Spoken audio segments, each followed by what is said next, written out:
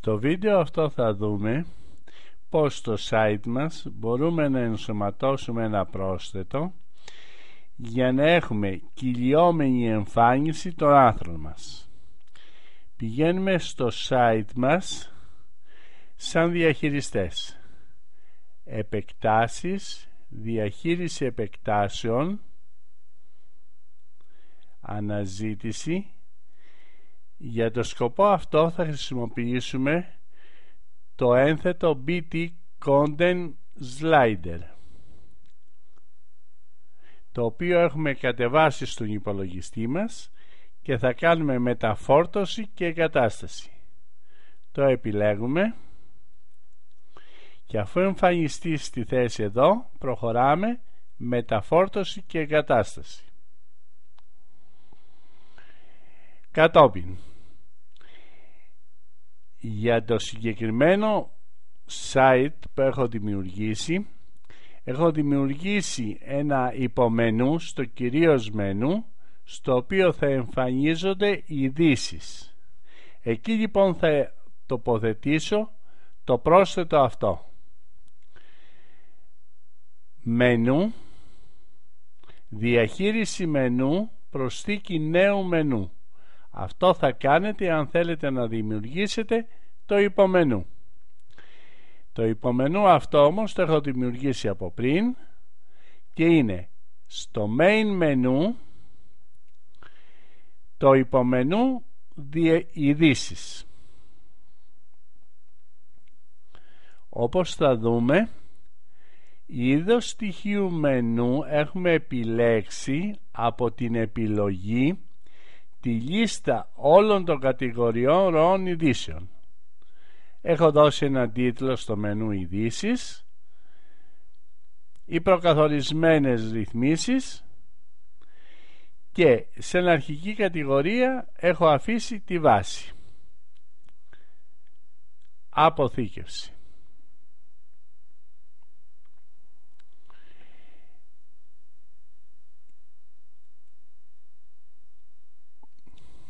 Επεκτάσεις, διαχείριση ενθεμάτων.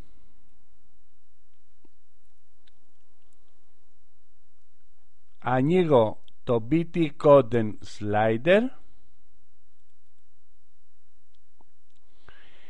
και στον τίτλο για εκπαιδευτικούς σκοπούς αφήνω τον τίτλο αυτό BT Content Slider. Εσείς μπορείτε να δώσετε έναν δικό σας τίτλο, τον οποίο συνήθετε να κάνετε απόκρυψη, αλλά για εκπαιδευτικούς λόγους θα αφήσουμε την προβολή.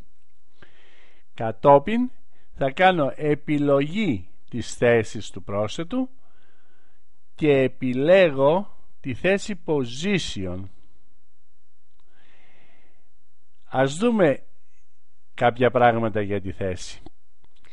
Ανοίγω την προβολή στο τόπο και προσθέτω εδώ ερωτηματικό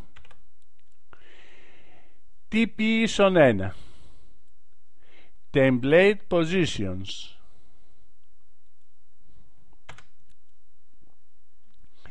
Έτσι εμφανίζονται στο συγκεκριμένο template που χρησιμοποιώ οι θέσεις. Όπως είπαμε, θα χρησιμοποιήσουμε τη θέση Position 2.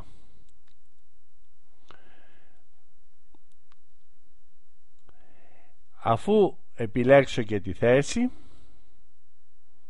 αφήνω τα προκαθορισμένα και στο κάτω μέρος επιλέγω σε ποιες σελίδες θα εμφανίζεται το πρόσθετο.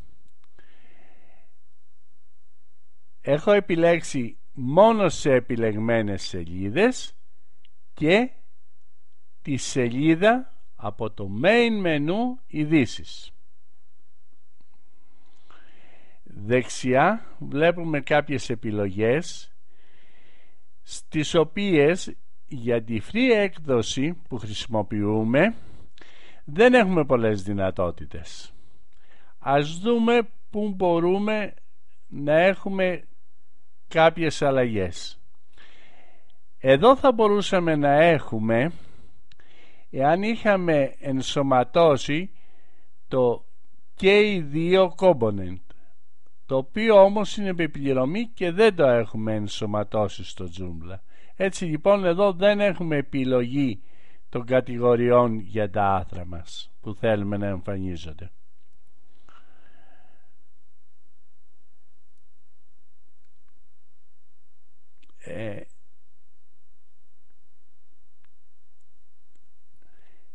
Εδώ μπορούμε να έχουμε τη στοίχηση για τις εικόνες και εδώ το μέγεθος των εικόνων που θα χρησιμοποιήσουμε. Μπορείτε να πειραματιστείτε.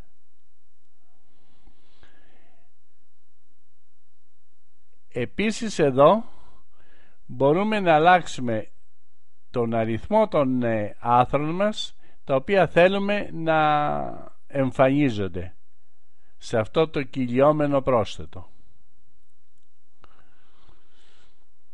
Δεν μπορούμε να κάνουμε άλλες αλλαγές από ό,τι βλέπω.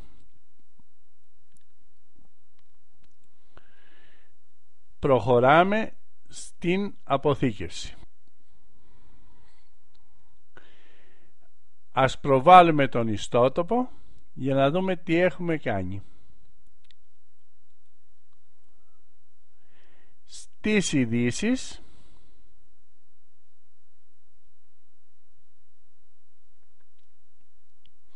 βλέπουμε αυτό το πρόσθετο που δημιουργήσαμε. Περιμένουμε λίγο και θα αρχίσει αυτόματα η κύληση. Βέβαια παρατηρούμε από κάτω και ένα άλλο πρόσθετο που έχουμε βάλει στο μενού αυτό, στη σελίδα αυτή, που είναι η ροή ειδήσεων από επόμενη άσκηση. Το πρόσθετο που εμείς χρησιμοποιήσαμε για την άσκηση αυτή είναι αυτό που εμφανίζει τα 3 άθρα που βλέπουμε εδώ. Αν περιμένουμε λίγο θα αρχίσει αυτόματα η εναλλαγή. Καλή επιτυχία!